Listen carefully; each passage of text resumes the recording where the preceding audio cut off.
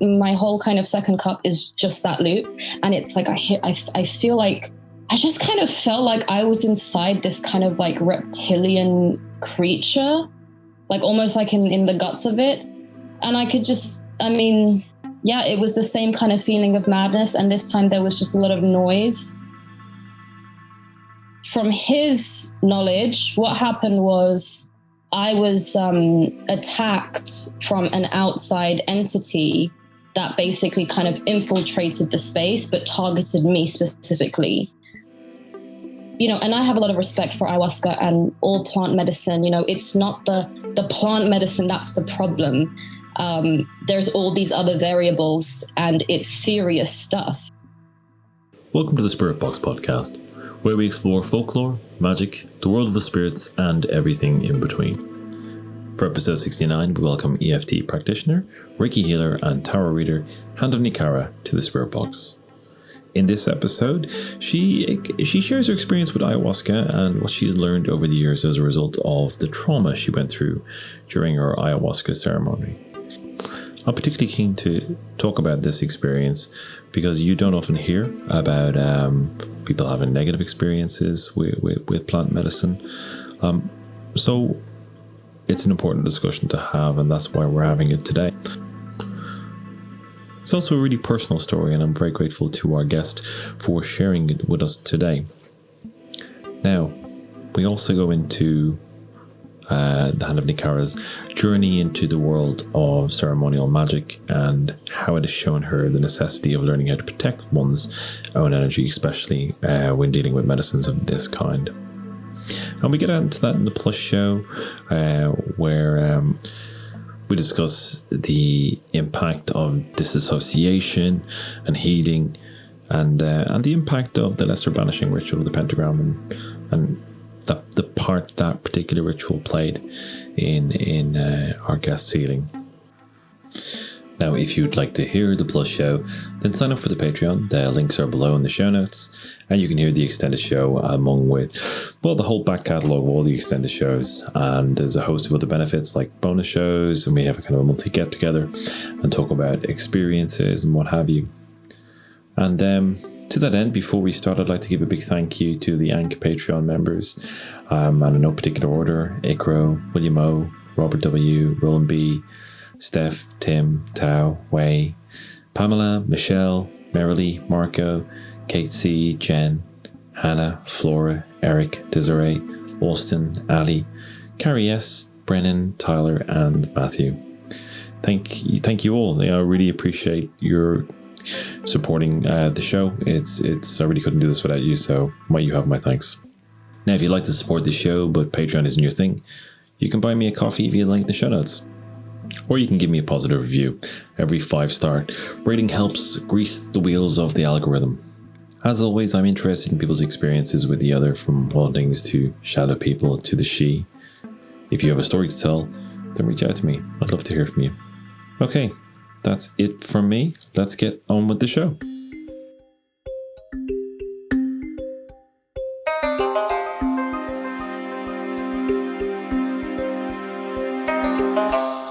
Hello, Hand of Nikara. Welcome to the Spirit Box. It's very nice to have you on the show. Hi, Dara. Thank you for having me. It's lovely to be here. So firstly, thank you for reaching out to me to kind of to table this conversation and talk about your experience. And one of the reasons that I was really interested in hearing from you is that we hear hugely positive stories about ayahuasca, pretty broadly. And I know a lot of people who are big advocates, both in a kind of a long-term sense in terms of Santo Daime, and a lot of people who've had fantastic healings from ayahuasca. So I think the interesting thing for me is that you're giving a counter experience to the kind of the broad view of the plant medicine. And I have heard different things about, like, it's very dependent on who you get treated by, and the quality of the shaman and what version of ayahuasca they are making. And So I think it would be helpful context for people to kind of get a sense of kind of, you know, where your experience took place and you know, kind of what were the markers is deterred that kind of you can look back at it now. And one of these things I think probably makes sense looking back in terms of your own journey. Yes, absolutely. So to give kind of a brief, brief context to this. So I did my ceremony with my friends, with about 3 of my pretty close friends in New York.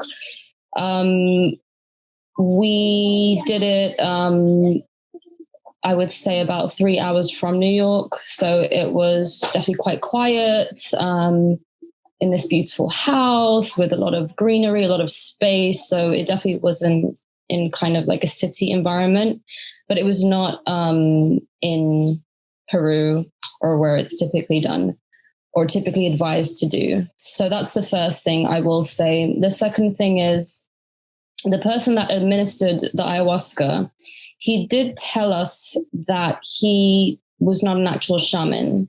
He did make this clear to us, but I didn't really sense any kind of red flags from him. And I had taken my time to decide that I was going to do this. I had a lot of people I knew, they were actually doing ceremonies in Brooklyn. And it just didn't feel right. So I definitely was taking my time and kind of seeing what resonated with me. And so when my friend invited me to take part in this, it just felt right at the time. And so I trusted him and I said, yes, let's do it. It feels right. Because I was not in a position to go to Peru. Like a lot of people, you know, if you can, it's great. But if you can't, a lot of people don't. And so that was my position at the time. And yeah, we get to this house and everything seems fine. And I'm with my friends and the whole experience, you know, just getting there was really nice. And so, yeah, I didn't really have any kind of reason to not do it at the time. And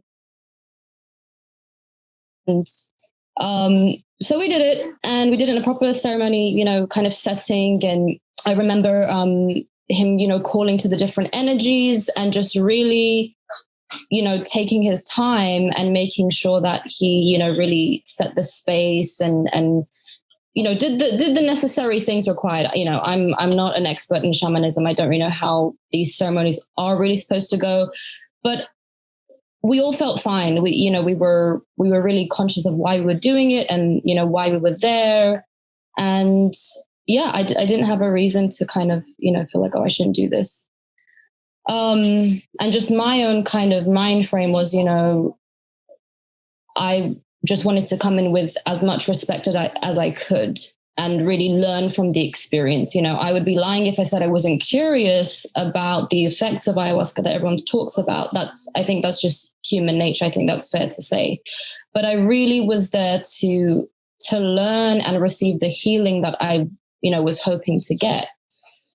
So we drink, we sit down, and I can go into my visions in detail if you want, but I have everything kind of already pre-recorded that I'm happy to also link in the description if people want to, you know, kind of hear about all the visions and details. But I will just say that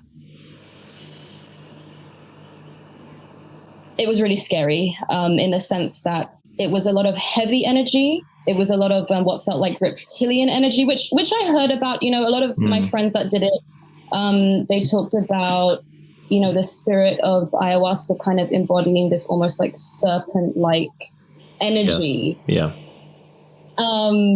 And so I think that's what I felt. And, you know, this voice came and it said to me, oh, you want to experience heaven? Well, first I'm going to show you hell. And I just kind of said, oh my God, what have I got myself into? And so I just said, okay, you know, like, I'm here to just see what she has to show me, you know, even if I do feel a bit scared, this is what I signed up for, and whatever's going to come, I'm just here to witness it and learn from it, hopefully. But yeah, it was pretty terrifying in the sense that it was so overwhelming Yes, I saw all the image. I saw a lot of imagery that people talk about, sacred geometry and all these colors. And I think even things that, let's say if people do something like, magic mushrooms or other entheogens, they'll see kind of similar things. So I definitely experienced that. But it felt, I would say from the get-go, like I said, it just felt very heavy, very overwhelming in a kind of energetic sense. Because it's one thing to kind of see all those visuals, but it's another thing to feel almost like a very kind of ominous, heavy presence. And that's what scared me. It wasn't so much the reptilian kind of, things I was seeing, the kind of reptilian imagery I was seeing. That wasn't really so scary to me. So anyway, I keep feeling this energy and I hear this voice a lot, and I end up kind of getting stuck in a loop.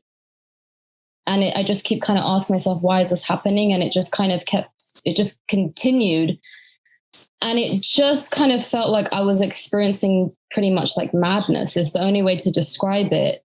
And that was genuinely terrifying. I remember I was trying to kind of, ground myself in the moment and kind of get a grasp of my surroundings, but it's impossible because I don't know if you've ever done it, but everything is, it's disorientated. I remember when I would kind of open my eyes, the room was just really blurry and everyone around me was it was very hard to kind of make out, the people in the room. It was all just chaos, basically. It was chaos, I would say, is the best way to describe it.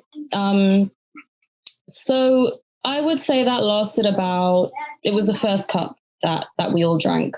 That lasted about, I would say, 4 to 5 hours. And this is an all-night ceremony, as most of your listeners probably know, but if not, it's an all-night ceremony. So we started, I would say, we actually drank maybe around 9 p.m. So, 9 or 10 p.m.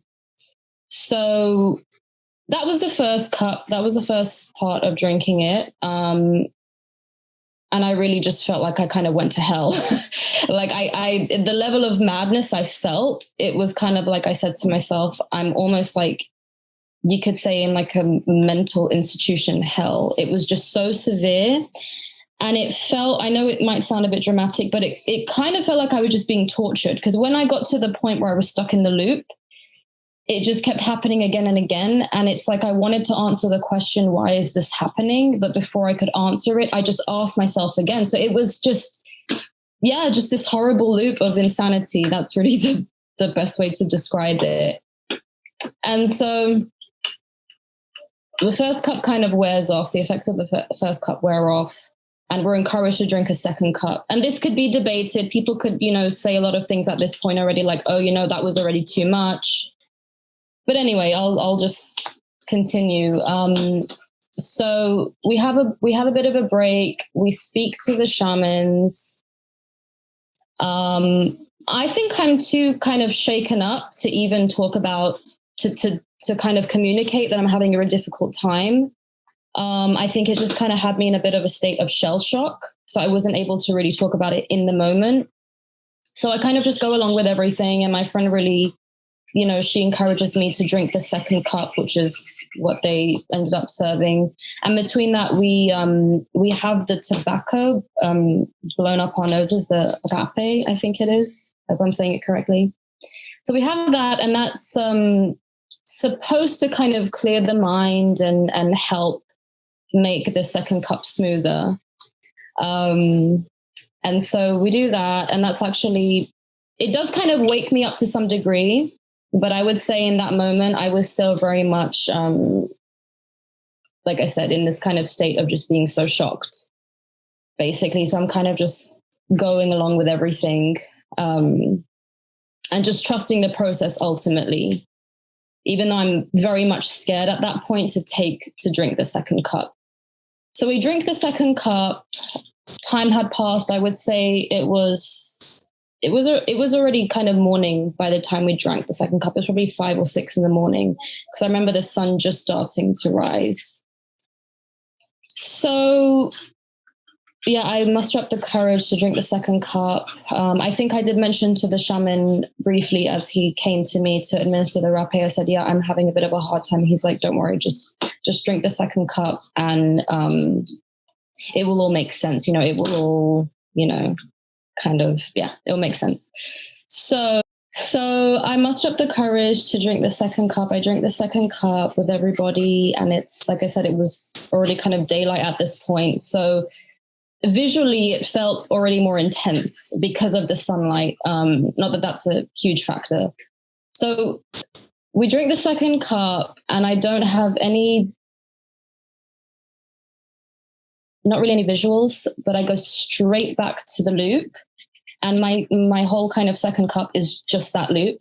And it's like, I feel like, I just kind of felt like I was inside this kind of like reptilian creature, like almost like in the guts of it. And I could just, yeah, it was the same kind of feeling of madness. And this time there was just a lot of noise in my mind.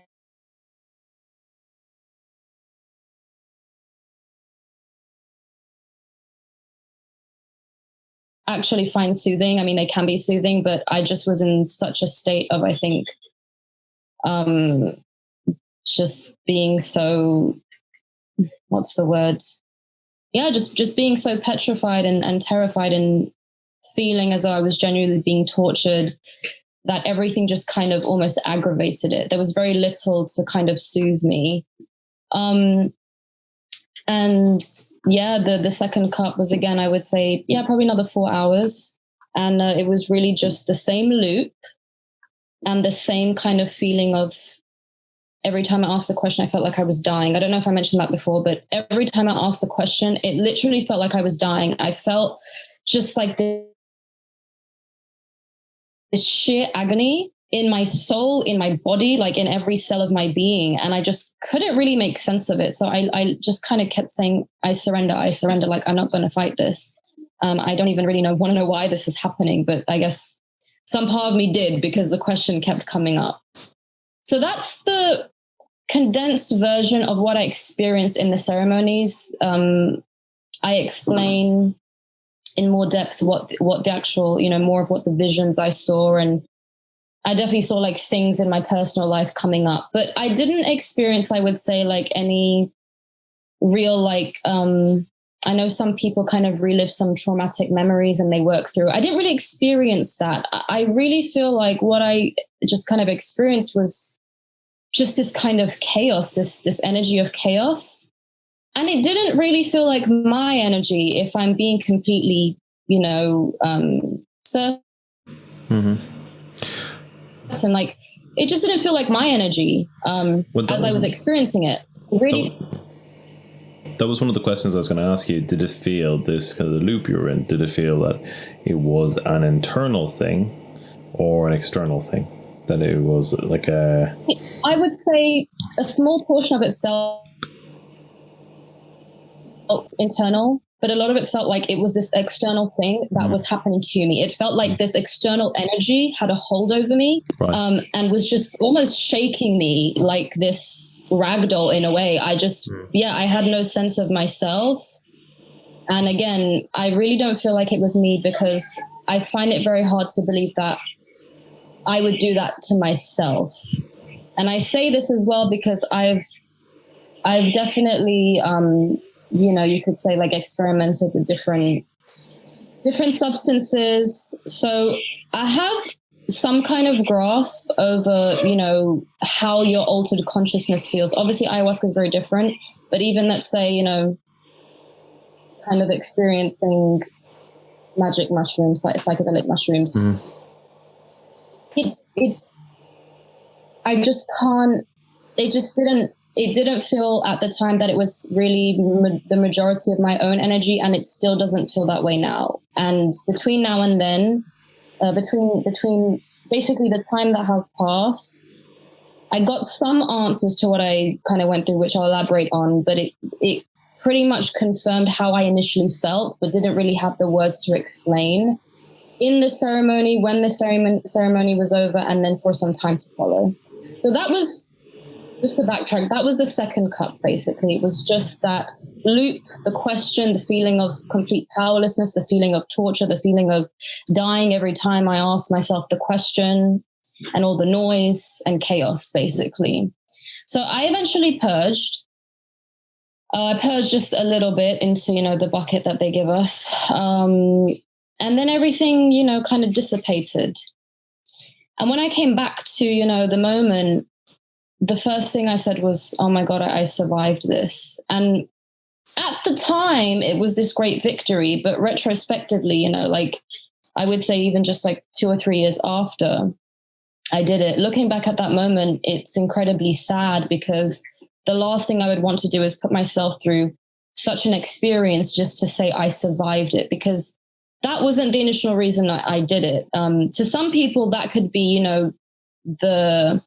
what they're after, but that wasn't what I was after. And I don't believe that I deserve to have that experience, nor anyone else, if that's not what they're seeking and if it doesn't make sense to them. So that was the initial thought I had. I survived this. Thank God I survived this. But I was very much not grounded at all. I felt very, very fragile. And then the shaman, he kind of made us individually do different things as part of the overall ceremony. So for me, he took me outside into it was like a large garden, you could say, just a huge backyard with, you could see different fields around. So he asked me to come outside with him, and I really didn't want to, because I was in this very fragile state, like I said, and, I literally just wanted to rest. So I go with him very reluctantly, and he tells me to bow down on the grass, put my head on the grass, and to kind of just surrender everything.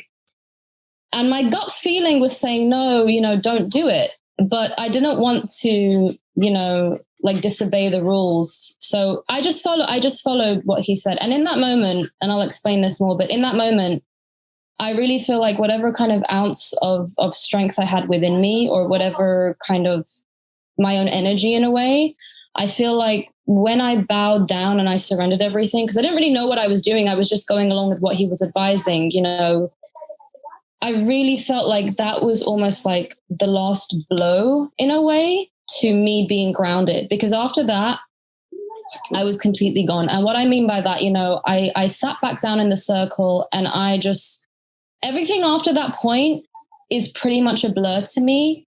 From sitting back down to, I would say, 3 or 4 weeks after the ceremony, it was very much a blur. And I really, looking back now, I really feel as though I just was not grounded, like I say, in any way. And I was kind of in this daze. So I go home, and the period that follows is obviously the integration period. We were encouraged to, keep in touch with, I know I called him the shaman, but he's obviously not the shaman, but what's the word? Facilitator. I'll call him the facilitator. So we were encouraged to, obviously keep in touch. Again, these were very sweet people, but I'll elaborate on the fact that, I just didn't have much support from them, in the sense that I didn't feel like I could really talk to them. And I was so kind of trapped in, the experience of what I went through, that I felt like just kind of, almost helpless in a way. But that period, that integration period, we were encouraged to speak with them, but I was in my own world of just, like I said, this kind of haze and this feeling of just being very ungrounded, that I was just kind of, going back to my normal life, but not really being present at all. And I remember I found out a few, sometime afterwards, that I had certain conversations with people during that time, and quite serious conversations. And I just literally wasn't there for any of it. I mean, I had a friend at the time, a very close friend, tell me that she was pretty much suicidal. And I just remember well, I don't remember that conversation. So my point is, I say all this to say that I was just completely, not there at all. So that was the period of time that followed the ceremony, about 3 or 4 weeks. And so, yeah, I'm kind of like integrating back into life, and yeah, still with this message of, I survived this ceremony, and it was scary as hell. And when I could finally tell people that, it was this incredible tale and this adventure and all of that. But yeah, I was still very much, even as I was telling the story, I really am certain that I look back at that time of my life, and yeah, I was really not grounded at all. And so that passed. That was, yeah, like I said, end of July 2014. So fast forward to the end of the year, December 2014. November, December 2014, I start having panic attacks regularly. I start having insomnia. I start feeling like I can't cope with life in general. I was working in a corporate job at the time. It was extremely demanding, but I was used to that. So I wasn't understanding why I wasn't able to cope, because I had already been working at, in a really kind of high, intense, demanding job for many years. So it just kind of fell out of the blue, and I couldn't pinpoint it. It wasn't like things were happening to give me anxiety. It was just like all of a sudden these panic attacks were creeping up on me. And I've had panic attacks in the past. So, but they've come from somewhere. They've come from, just, I've understood the source of stress, but this I couldn't understand. So I was like, all right. So, I go to the doctor, and he's like, oh, you're about to turn 25. This is what happens to women when they turn 25. I'm like, oh, really? They just start having panic attacks and not being able to cope. Okay. And, my friends are like, this is absolute nonsense. There's something going on. So I really tried to figure it out, but I can't. And it just gets worse and worse. And it all kind of culminates March 2015, or a bit earlier than that. So yeah, like 6 months, 7 months after, around, I just have a full on nervous breakdown. I just get to breaking point, and I just can't function. I can't function in daily life. I can't get on the side. Everything was too much. I was living in New York at the time. And I had lived in New York for many, many years, and I loved it. I loved the hustle and bustle. So to suddenly feel like everything was just turning on me, and I just couldn't cope with the most basic things, it was really awful. And so, yeah, I basically had a severe nervous breakdown. I had to pretty much leave everything behind. I had to leave my job behind. I had to leave my apartment behind, and just go basically away to a place where I could rest and figure out what was going on. And my friends were telling me it was burnout. They were like, oh, we've experienced this before. And I have friends, but every friend they mentioned, burnout, it can happen at any age. But any friend that they mentioned, they were a lot older. So they were kind of like, why is this happening to her? She's quite young to have burnout, but maybe that's what it is. We didn't know what it was. So I go back to London, and I spend about a year there, or about 9 months actually. So I would say around June or July 2016, so almost a year after I've done the ayahuasca, it clicks in me that it was the ayahuasca ceremony that was the reason for all of this happening. It's just kind of one of those things where innately you just know. And when I was in London, I went into a serious depression. It was almost like I was just very ashamed that I had this breakdown. I was ashamed that I had to leave everything in New York, everything that I had kind of worked to build. And also, one thing I haven't really mentioned is prior to doing ayahuasca, I was very much, I would say in the beginning of, in a way, kind of, not the beginning, but I would say 2 or 3 years into trying to kind of find myself spiritually. So, trying different different paths of spirituality, meditating, definitely being into the law of attraction and all of that. So I started that, I would say, in 2012, and understanding, becoming aware of energy and my own energy. But it was very much in the beginning stages. So I really didn't have, I would say, a good understanding of all that stuff. I was just very much kind of on, surface level, but I could definitely feel, I could feel energy. I could feel my energy, but I was very much learning. I was just in the process of learning everything. And maybe, in the bandwagon of, let's say, like the love and light community, that it's all positive and all of that, I was very much that. So that was kind of the state I was in when I drank the ayahuasca. And after it, once I had the nervous breakdown at the end of 2014, everything just kind of cut for me. Like my desire to do anything remotely spiritual was completely just severed. It was as if I was almost, severed from myself once I had this breakdown, and once I ended up going back to London, and once I spiraled into the severe depression. And I understand that now as basically what I was in a severe state of dissociation. And dissociation comes from experiencing severe trauma that you just cannot handle. And basically the psyche just checks out because the nervous system is overwhelmed. So I believe that when I did the ayahuasca, the experience itself definitely, from a physiological level, you could say, definitely was overwhelming for my system. Because when I kind of came to, like I said, I was in this very fragile state of just,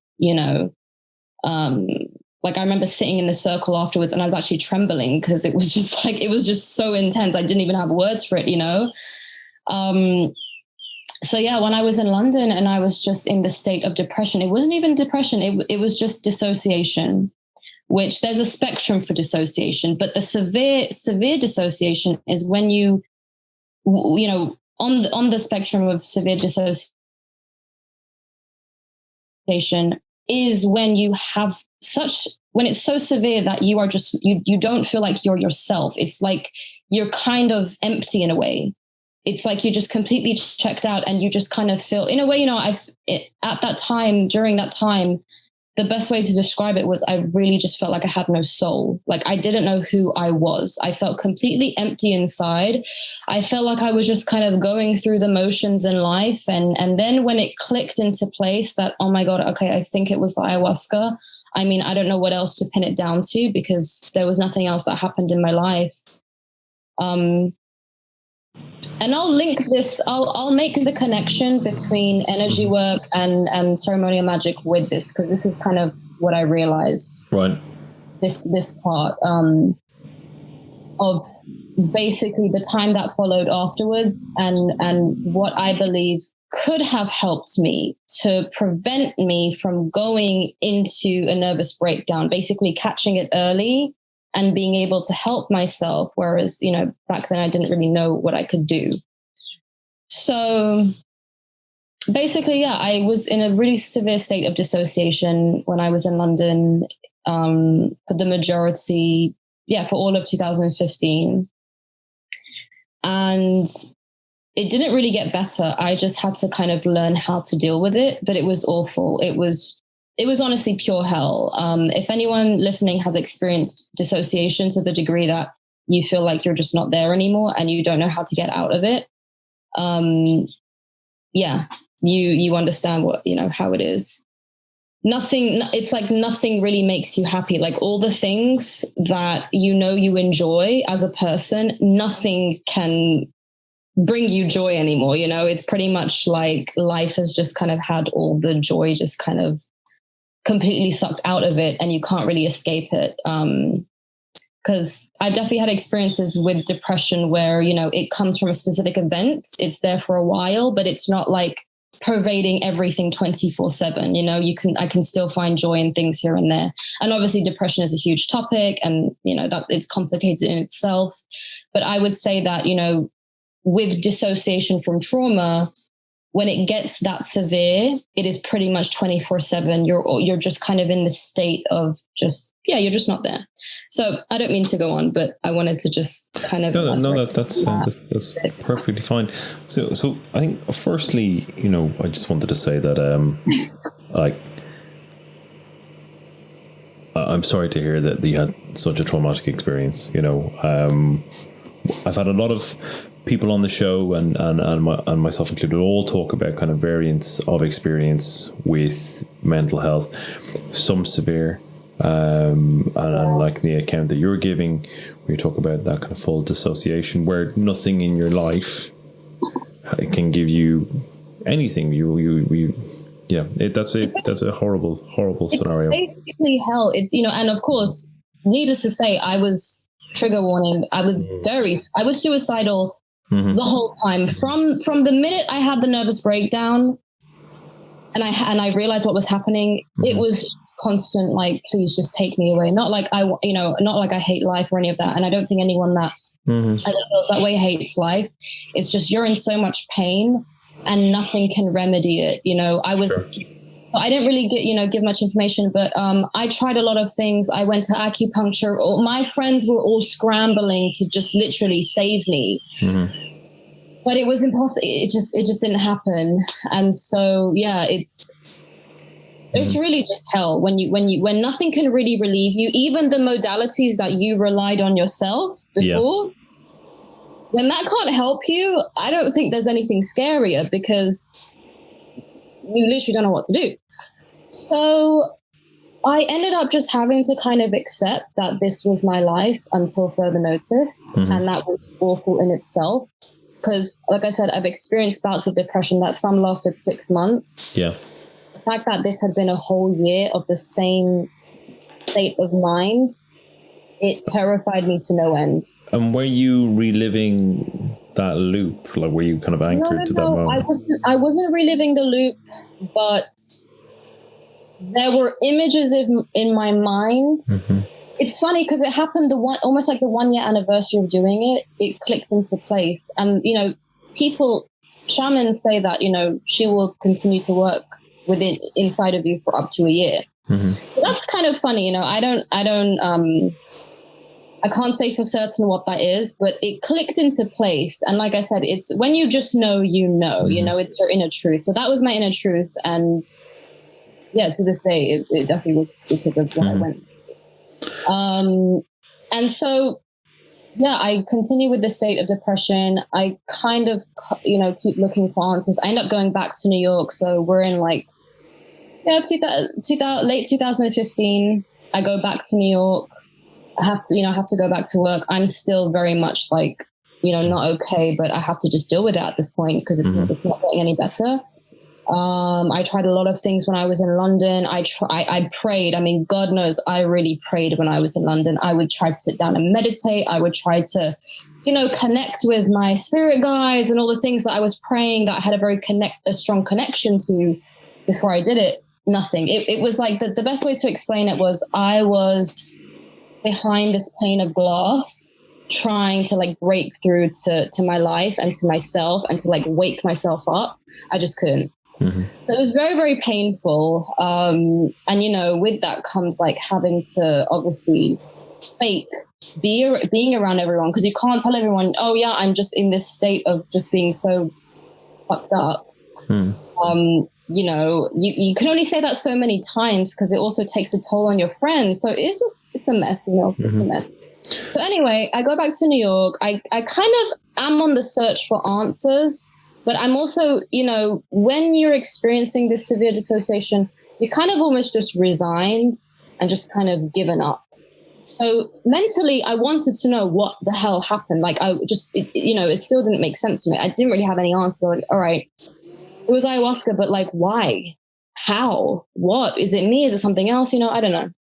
So yeah, I still wanted to know, but my drive to know was really, really weak.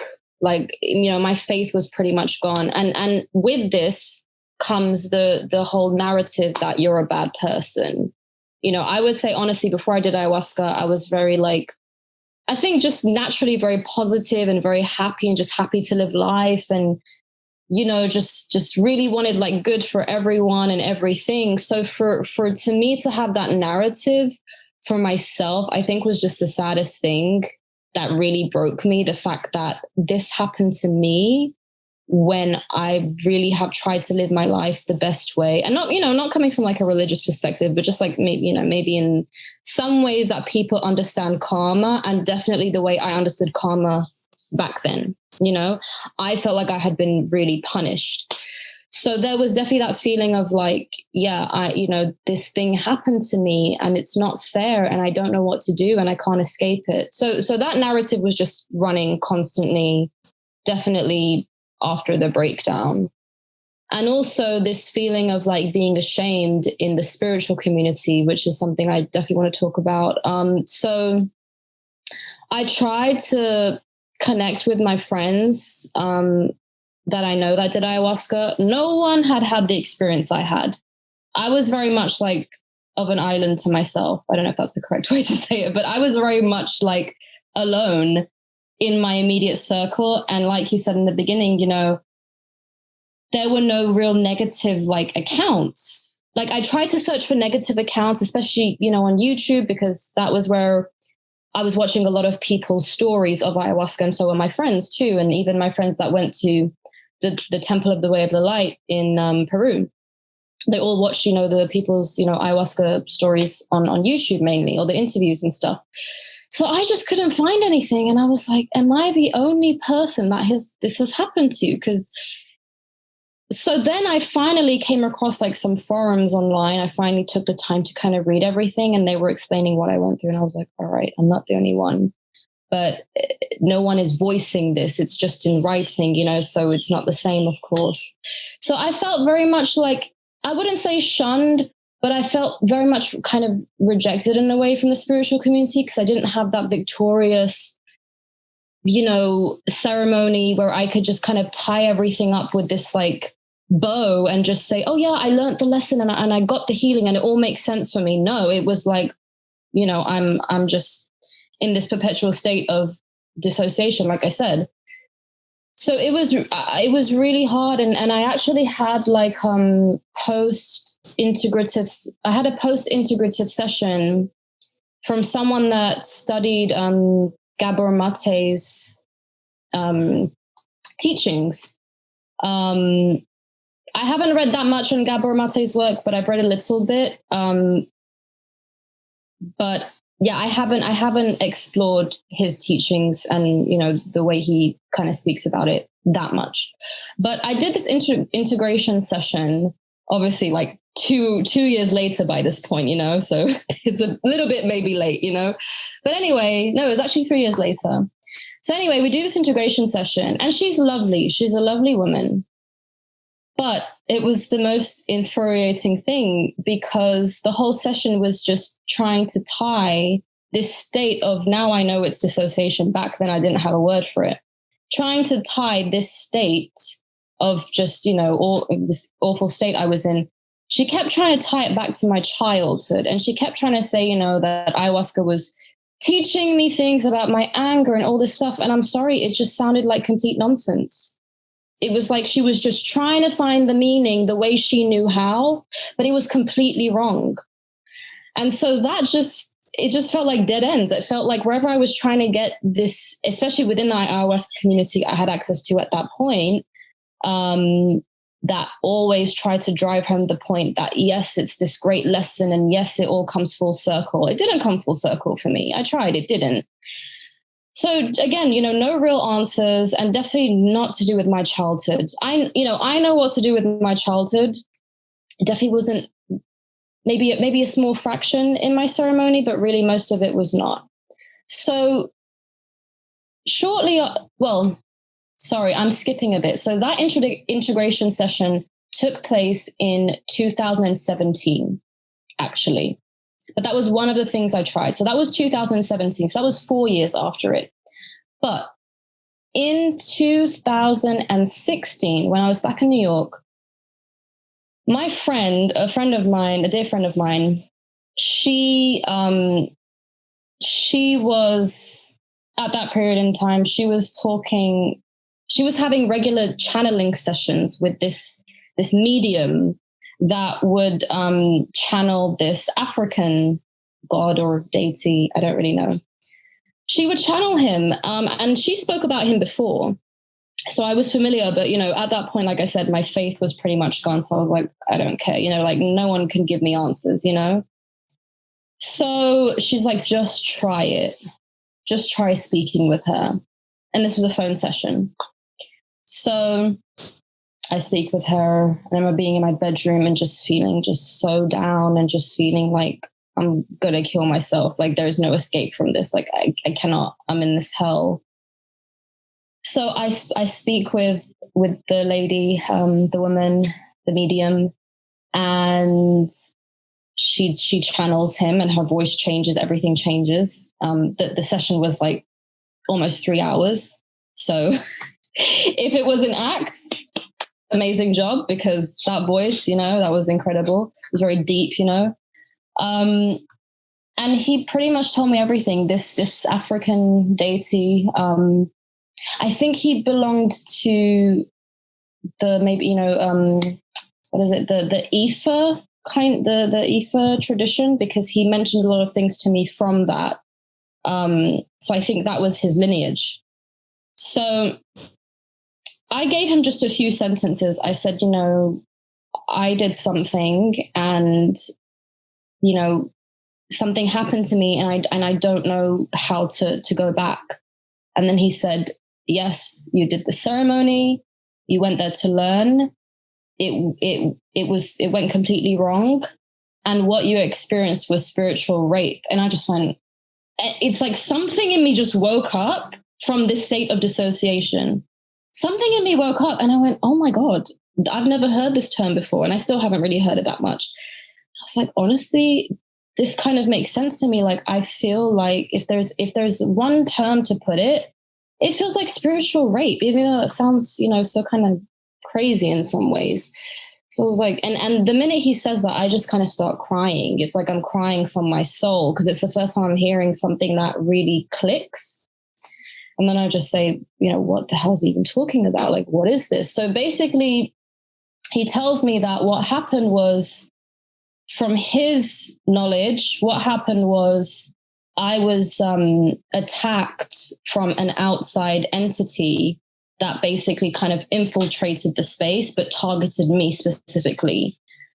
And there's a bit of a more complicated and more personal story attached to this, which I'm a little bit like, okay, yeah, it's very easy to blame an outside energy and say, oh yeah, I was attacked, but that's really how I felt. This was the only thing that was making sense. So this was about, 2.5 years later that I was finally hearing some sense. And just the way he described how I felt so perfectly that no one seemed to be able to put words to, it was just, that was it for me. So that was like something that I was like, all right, I can make sense of this finally. But it didn't really ease, my state of dissociation, because dissociation it's the neurological kind of switch that's been flipped, and that needs to be worked on. It can be worked on an energetic and spiritual level, but most of the time it's better to be worked on a neurological level, with therapy basically, which I'll explain a bit in detail, to ease and heal the dissociation, to bring the person back into their consciousness instead of that feeling of being checked out. So it didn't ease my state of dissociation, but it gave me some kind of answer, at least for the time being, to be able to kind of keep me like, all right, let me try to connect more dots, So it was a very powerful session, and it really did help me a lot in terms of giving me answers, for sure, giving my mind answers, But yeah, and he said, yeah, it left this really deep scar on your soul, and that's exactly how it felt at the time. Right. Yeah. It's when you were describing that part of the experience and kind of the disassociation, what it was reminding me of from kind of a shamanic perspective, and then this is simply from reading, not from any kind of personal experience, but the idea of soul theft, of soul fracturing. Yes, we lose part of it. Yeah, and that can happen through entities, and it can also happen through sorcery. Absolutely. And that was a term that, kept coming up when I would type how to recover from a bad ayahuasca journey, and I kept hearing soul retrieval. But the problem was, I'm not so versed in the practice or the path of shamanism, and I haven't really so much like gravitated towards it naturally either.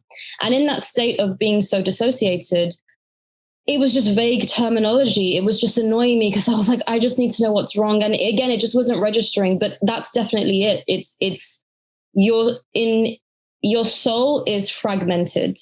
In the physiological terminology, it's dissociation. In the spiritual terminology, especially in shamanism, it's soul, theft, right?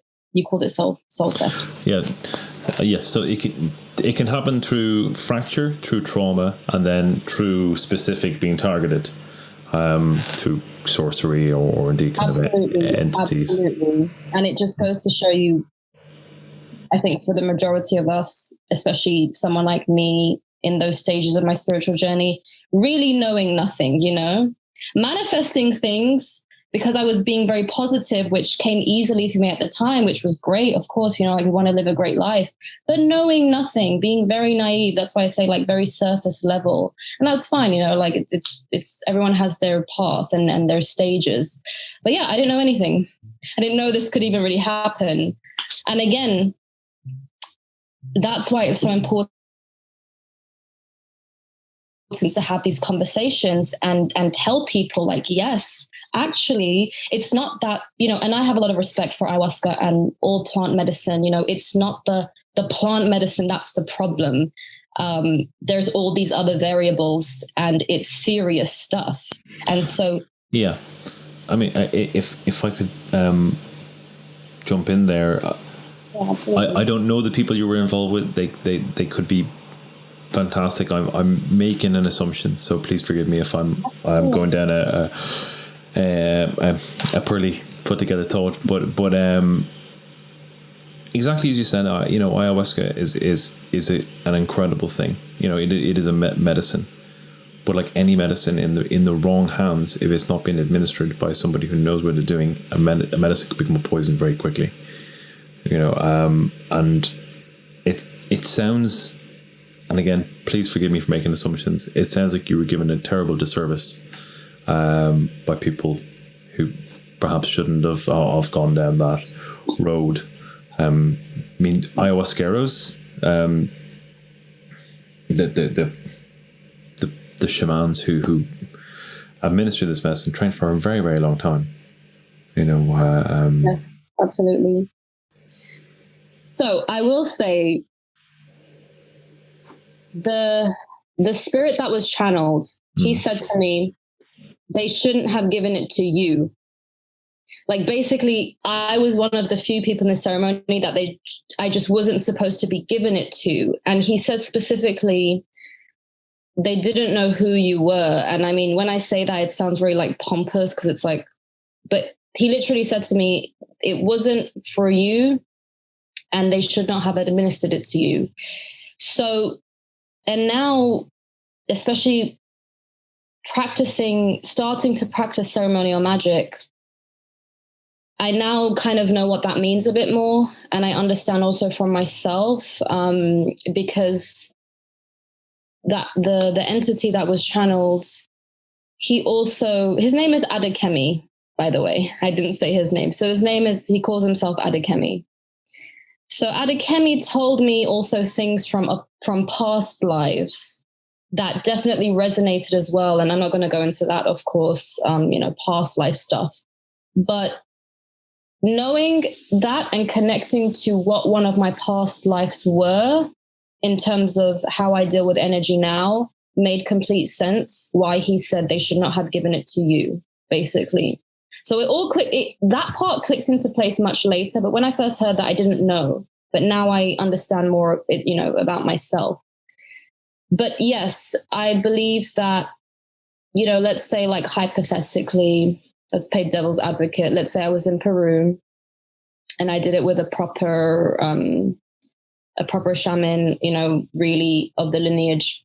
I believe that, I don't know for certain, but I believe that that spirit, whatever entity from the outside that attacked me, that probably would have still have happened, but there's different things, right? So I believe that if I did it in Peru, the shaman, the real shaman, he would have sealed the circle more so that nothing could actually penetrate. Or if it did penetrate, he would have seen it and just done the work, like gone and been like, all right, we're gonna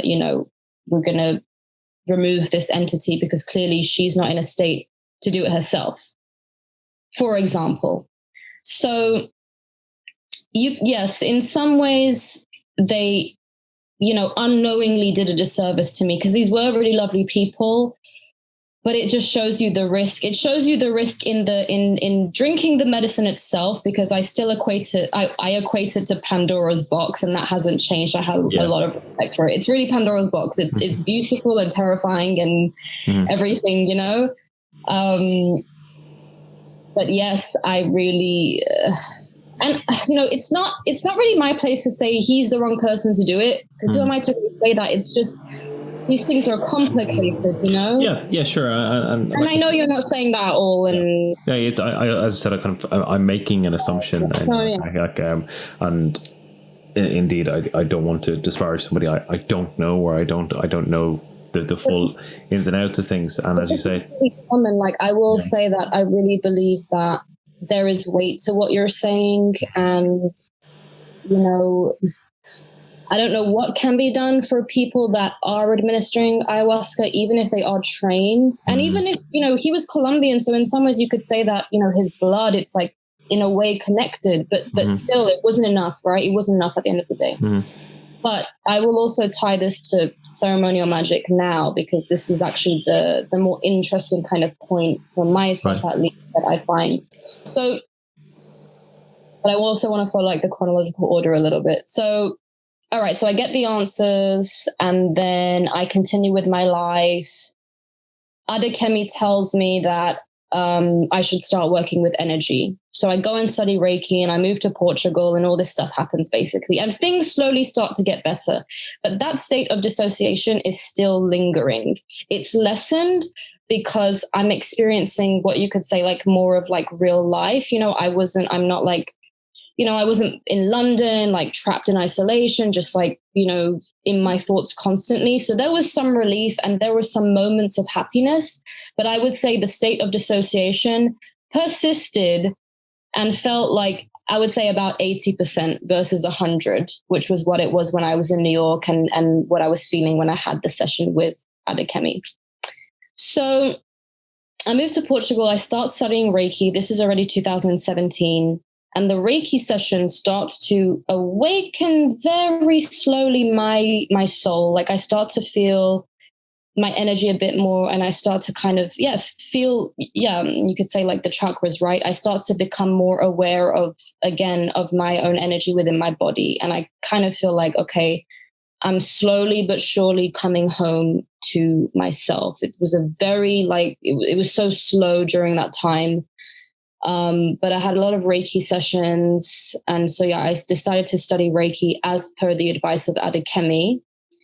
And it really did help me a lot, but it was a year and a half. So it definitely wasn't, like that. It was not overnight, that's for sure. So 2018, I finished studying Reiki. Things are definitely better, but I'm still not I'm just not happy. I just still feel like, oof, like something is just wrong, I'm still not myself, even though I've finished all 3 levels of Reiki and I can feel energy in my hands and all that, something is just wrong, I'm still disconnected, and I still don't really believe in like my belief system is not there still. And for me personally, belief system is very important for me. It's how I live my life, and it's how I was living my life up until I did the ceremony. So the fact that I didn't have my belief system was really just, I didn't have like a point of anchorage, and I still was not really in touch with my core, you know? So I discover EFT tapping, which is, I don't know if you're familiar, but you basically tap on the acupressure points as you're talking about problems. I discover it in 2019. So a year after I finished the Reiki courses. And it was phenomenal. I was going through something very difficult, and I literally tried this EFT tapping. And it really helped me to process everything in real time, to process my emotions in real time. And because with the tapping, because you're actually tapping on yourself physically, for a lot of people, it really helps with dissociation, because at the end of the day, dissociation is the severe disconnection from your psyche with your body and your soul, for those that, you know, believe in the soul and all of that. So just through this process of doing the EFT and tapping on this completely separate issue, it opened this doorway and made me be like, I think this is what I need to get back to myself, you know? So I start doing that, and it works great.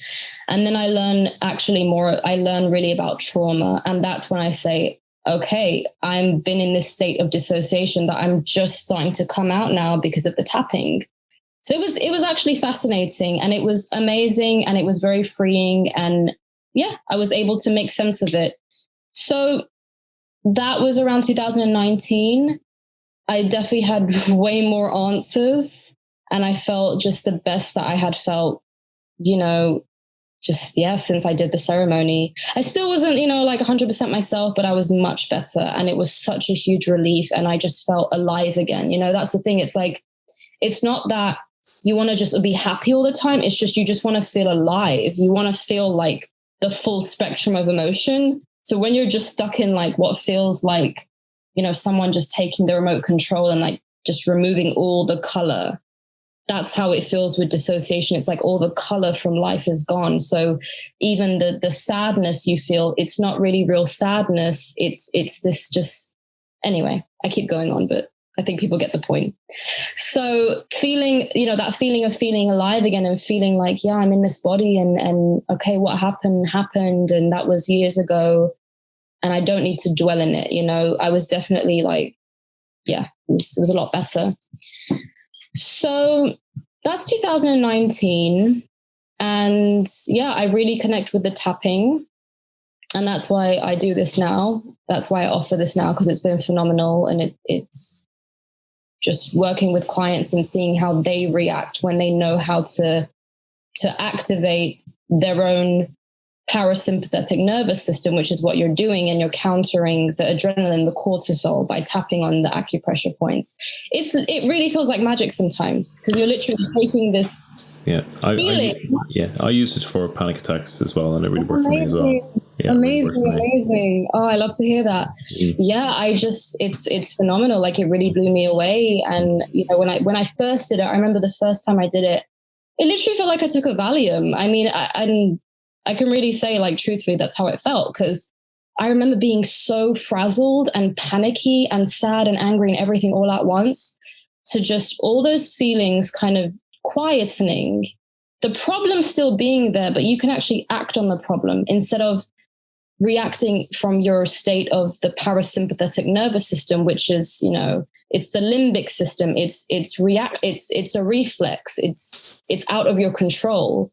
It's tied to the amygdala and all of that. So understanding how to stop that and soothe it, so that your mind can actually think and you can actually like respond to the problem. I mean, you know, who doesn't want that?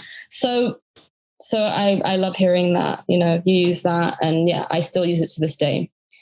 So I started to also become really interested in trauma healing from just a very kind of no nonsense way, you know? So understanding that trauma comes from the freeze response, and you're literally freezing. You can't fight. You can't run away. You're stuck. So your system just goes into overload. And in the animal kingdom, animals of prey, they dissociate to the severe degree that they collapse. And then the predator thinks that they've actually died. And sometimes they just leave them alone because they're like, oh, it's limp, it's dead. It's already dead. So sometimes that happens. And the predatory animal sometimes will just leave the animal of prey. And then the animal of prey, let's say, an antelope, when the lion is gone, it will just shake itself, shake all the cortisol and the adrenaline that has been rushing through its body, and then spring back to life. And so with trauma, when we freeze, those chemicals are still coursing through us.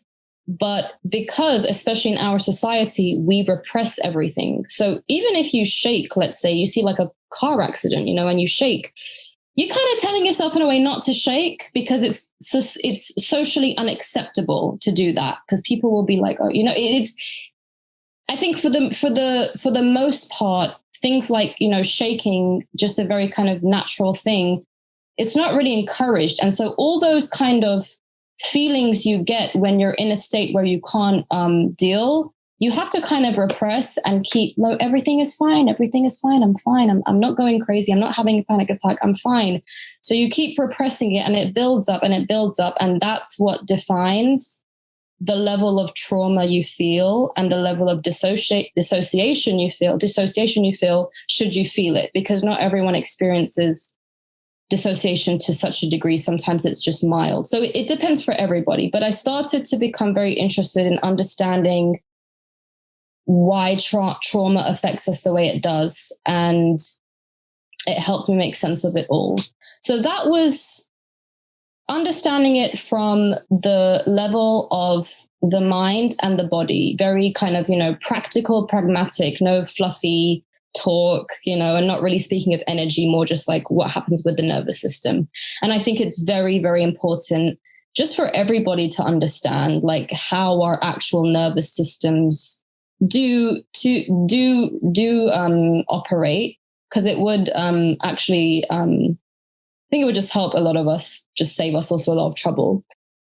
Before we wrap up, this, you said you've been on an extraordinary journey and hugely challenging in so many places.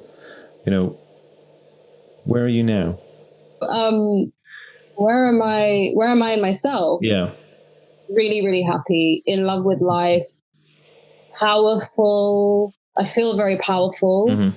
Not so much from the ayahuasca, actually. Like a lot of people will say, oh, whatever doesn't kill you makes you stronger. No. Sometimes whatever doesn't kill you just really fucks you up. And yeah, fair enough. So I feel very strong now, and I just feel very in love with life. And ceremonial magic definitely has put me in a different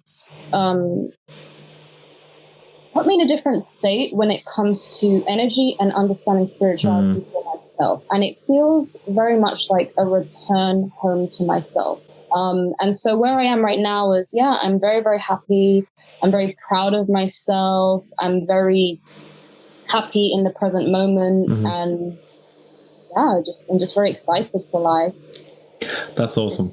And I'm really, really happy to hear that. And I've known so many brilliant people and great people go through meat grinders like this, and I've had my own issues. There's nothing that makes me happier than hearing somebody coming out to the end of the tunnel. So I'm delighted to hear that. And on that positive note, where's the best place for people to find you if they want to follow you or that kind of stuff online? So I am on Instagram. My Instagram handle is @handofnikara, and my website is nikarahealing.com, and everything will be in the description below. So if you want to find me, just find me there. Fantastic. Well, thank you very much. It's been a pleasure talking to you, and thank you for sharing your deeply personal story. I hopefully a lot of people will get some value from it. So thank you. Thank you.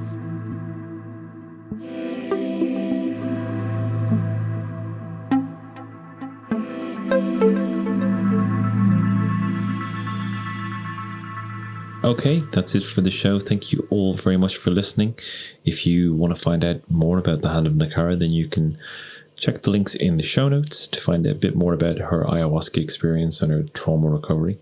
You can also find a link to her Instagram there. So I will leave it there. And thank you for listening. Take care and talk soon.